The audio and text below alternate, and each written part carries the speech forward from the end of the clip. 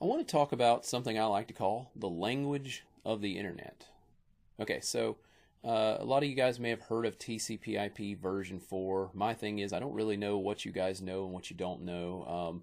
They kind of expect you to understand a little bit about the networking side of things when you come into this exam and all of that. So I at least want to make sure that you guys have a little bit of a foundation of TCP/IP before we get into the concepts that you're definitely going to want to focus on for the real world, as well as, of course, the exam. So TCP/IP, transmission control protocol, internet protocol. Just to give you a quick rundown, years and years ago in the 1960s, the Department of Defense in the United States and its allies were working on a concept of being able to route traffic, network traffic over long distances. And the logic was, if a missile or something was to take out a military base, they would still have network communications. And so they created a thing known as packet switching. And then fast forward a little bit, they needed a protocol that could allow these packets, these little bits of information, to travel across long distances over a networking system, which of course they were using the phone system to actually do. Okay, so what they did is they built what is now called TCP/IP. Okay, and the concept behind TCP/IP, originally in those days, it was the internet was called ARPANET. They built a lot of these concepts in the late 60s, 1970s, and then eventually what happened was in the early 80s they officially standardized TCP/IP, and they actually had different versions of TCP/IP. Version 4 was the version of TCP/IP that introduced the concept of the IP version 4 addressing system that we use. Okay, and then of course there was actually a version 5, and there's actually a version 6, which is a newer addressing system. And believe it or not, there's a 7, there's an 8. A lot of people don't realize that, but the only versions of TCP/IP you really ever hear about is 4 and 6. 4 being the original addressing system and 6 being the newer one. Not a lot of people have really jumped on board with it yet, though ISPs and all that have, and companies like Facebook and Google, and we'll get more into that later. But the key to TCP/IP version 4, to understand this, is that all of our devices, all of our computers have what are known as network interfaces or network adapters. You can call them network interface cards, NICs, or you can call them network adapter cards. Okay, but these network interface cards all come with this thing called a MAC address, which is a media access control address. The MAC address is an address that is managed by the IEEE, the Institute of Electrical and Electronic Engineers. The problem with this MAC address, what we also call a physical address or hardware address, is that it's not a routable address. Okay, it won't work in what is known as a routing system, which is the routers are the devices that route our traffic all over the world. Okay, there must be some type of system that can allow us to route traffics through this this routing type device, and that they call that a logical addressing system. Okay, so of course, if you've seen IP addresses, you know they look something like this: 192.168.100.1. That's a look at an example of an IP address. Now, an IP address is a 32-bit number. These are called octets. So 192, 168 is an octet, 100 is an octet. Octets are worth 8 binary bits, okay? 8 binary bits. Well, there's 4 blocks of these, right? 4 octets times 8, so that's 32. So TCP/IP is a 32-bit addressing system, okay? Now, if you were to pull up a calculator, I'll pull up my calculator real quick here for you. If you were to pull up a calculator, okay, switch it to scientific mode and do the math on that. 2 to the power of 32, 2 to the power of 32 equals, you'd get 4,294,967,296, roughly 4.3 billion, okay, addresses. That is it. That is all the addresses that the internet has available when it comes to TCP/IP version 4, okay? Of course, you can imagine in the 1960s and 1970s, they were like, well, that's a lot of addresses. Well, fast forward, you get into the 80s, it's opened up to the world. They're letting schools and universities on.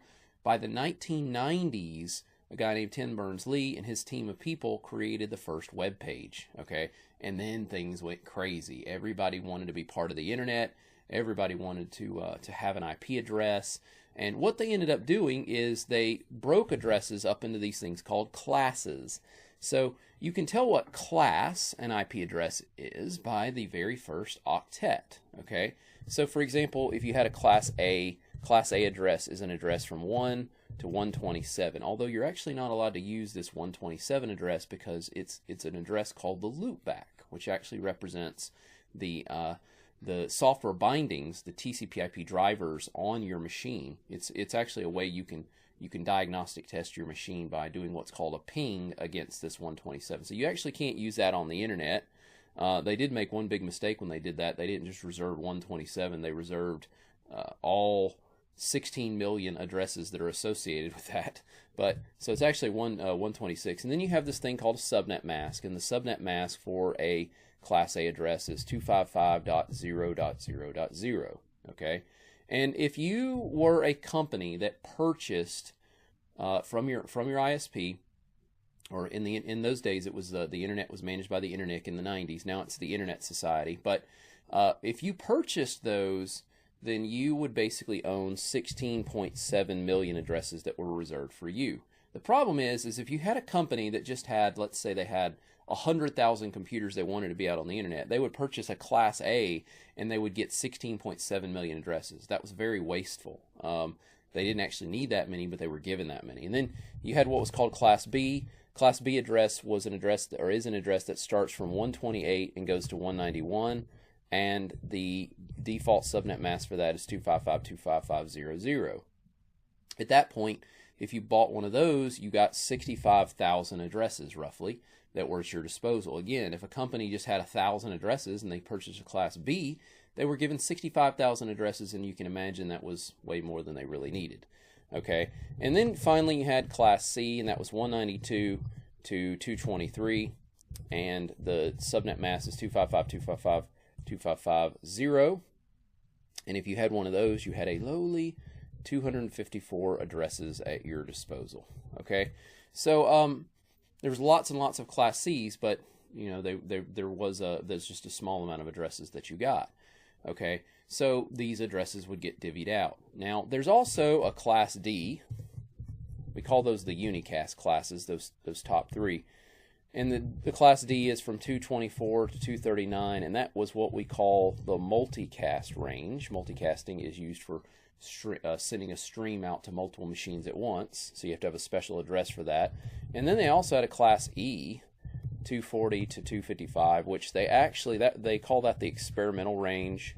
Okay, and they ended up actually not really doing anything with those.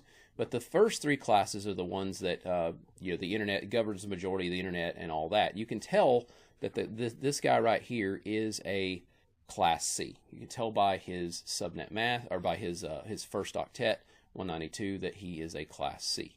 And if you're going by the default, his subnet mask would be 255.255.255.0. Okay. So what is the subnet mask? The subnet mask represents, it breaks the IP address into two sections. I always like to use the example of a phone number. Okay, I don't know what area code you're from. Let's say that you're from the Atlanta area, which is where I'm from. I would use 404. Okay, 404, and let's say that my phone number is like this: 1234567. So. Okay, so at least here in the United States, where I'm at, we would have 404, 123, 4567. I'm not going to get into country codes and all that, but if you think about a phone number, well, we all can look at a phone number and tell that it's going to break into two main sections. We have the area code here, and then we have the rest of the number. The rest of the number must be unique by at least one digit. So when people make phone calls in the United States, for example, like let's say I'm over in California and I call this number, the only thing that the phone switches really care about when traffic is being routed to this 404 area code is that 404 area code. Once the signal gets routed to the 404 area code, then the rest of the number kicks in. This number must be unique in that area code, though. You can't have somebody else who's 1, 2, 3, 4, 5, 6, 7. There's got to be, you could have somebody who's 1, 2, 3, 4, 5, 6, 8, and 1, 2, 3, 4, 5, 6, 9, all that, but not, somebody who has that exact number, okay? And that's how addressing works as well, okay? except we don't call them area codes. Think of an area code as like a subnet, okay? And the rest of this number, we would call that, you call this the network portion, okay, or subnet portion, and then the unique portion is called the host portion, okay? And it must be unique by at least one digit, okay? So it's sort of like that when it comes to TCP/IP and all that good stuff. We have to have a separation between the subnet address versus the host. Now, why is that? Well, first off, guys, a subnet is something that takes a large group of devices and breaks it into smaller groups, okay? And I always use the analogy that it's kind of like, imagine a building with no rooms, just the outer walls, and you had a large group of business people that had to communicate in that building and collaborate with each other, and everybody's trying to talk at the same time.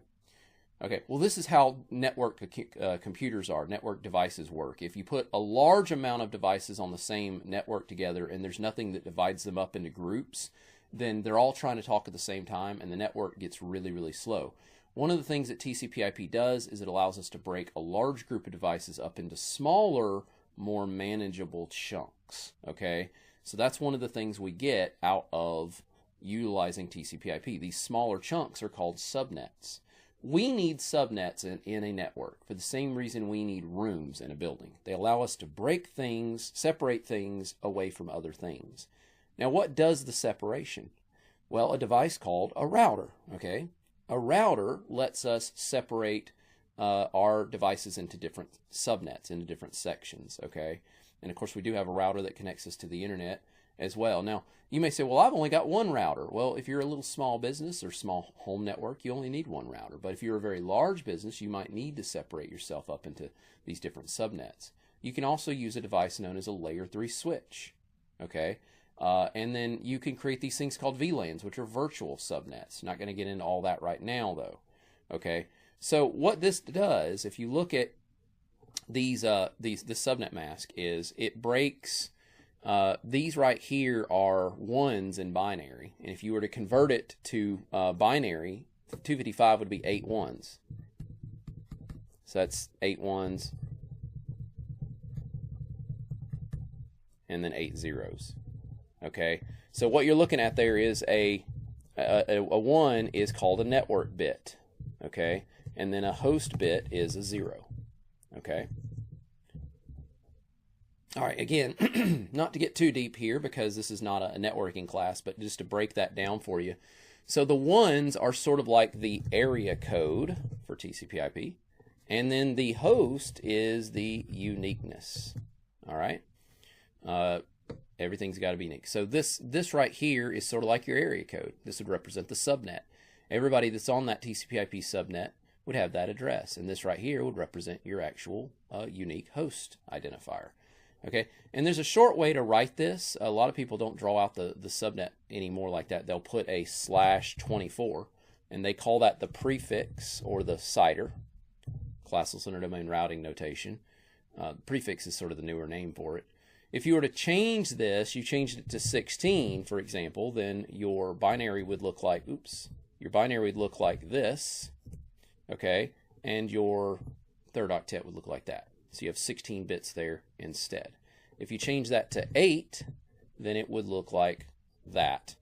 A lot of people think that it becomes a class A or a B when you do that. That's actually not true. If you look up the real standard of TCP/IP, by just changing the subnet mask does not change the class of the address. The address is still going to be a class C. Okay, so again, we're not going to get too deep into subnetting. This course doesn't get into subnetting. The exam doesn't get into subnetting, so we're not going to get too deep into that. But that gives you a little bit of the rundown, okay? But main thing is you can see here that these classes in the 90s, they gave out all these addresses, and it didn't really manage things as well as they would have liked. And by the year 1994, the Internet Society, Internet in those days, realized they were running out of addresses severely. So in 1994, they began working on TCP/IP version 6. But here's the problem. They weren't going to have enough time. By a few years later, we would have ran out of addresses. So In this next little segment, I want to show you what they did to handle that, and it's actually going to help you understand the next topic as well.